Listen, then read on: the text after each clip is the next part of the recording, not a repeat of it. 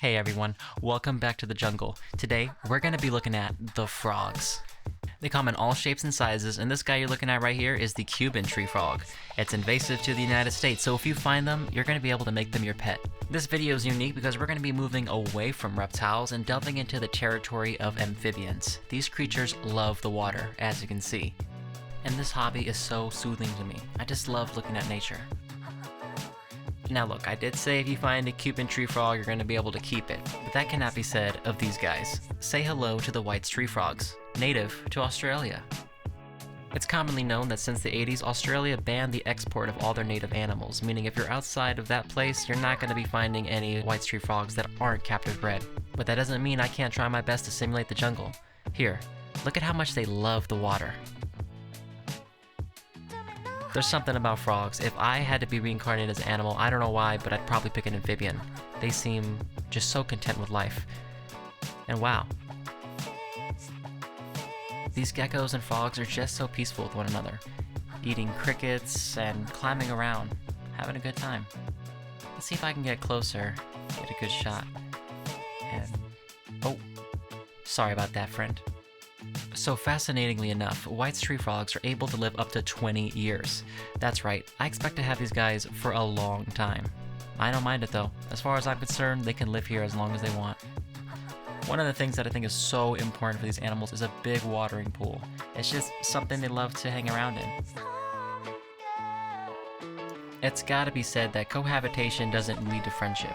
However, in the case of frogs, I can say with certainty that these two love each other. They're always around each other, hanging around, and I think it's been proven that frogs actually do have some form of social bonding.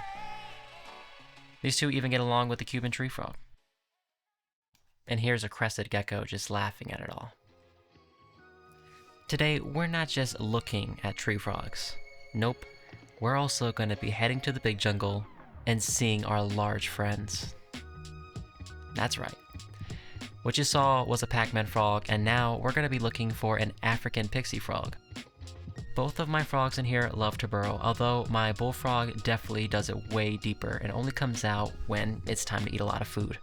It's going to take me a minute, getting my hands dirty, but they're around here, trust me. Let's see. Oh, I found him. Here we go. Take a look at that guy. What a chubby fella. Their strategy is to wait for long periods of time underground until it's the perfect moment to go up for a feeding frenzy. And as intimidating as they look, they don't seem to have any objections to getting pet. Alright, let's go back to the Pac-Man frog. They usually sit around like this. A lot easier to find them, although sometimes they poke out their bodies, and you can clearly see he is also chonkers. I've been told that they can even eat a little bit of mice, and if you want to see that, let me know. What fascinates me about this frog in particular is the red eyes. I wonder what it's like to see through them. I'll do some research and get back to you, but let's look at this pixie frog. Like most reptiles, they're not always the best hunters, but they get the job done.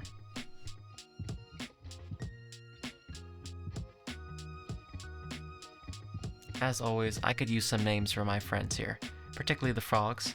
Over there is the blue-tongued skink, and here is a demonstration showing that they don't mind one another. In the future, I plan to do a video examining cohabitation and captivity. The key to it all is space. Watch out for that cricket, friend. Nailed it.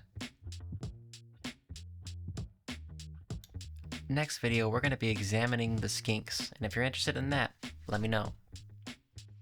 For now, I'll see you next time on Retrograde.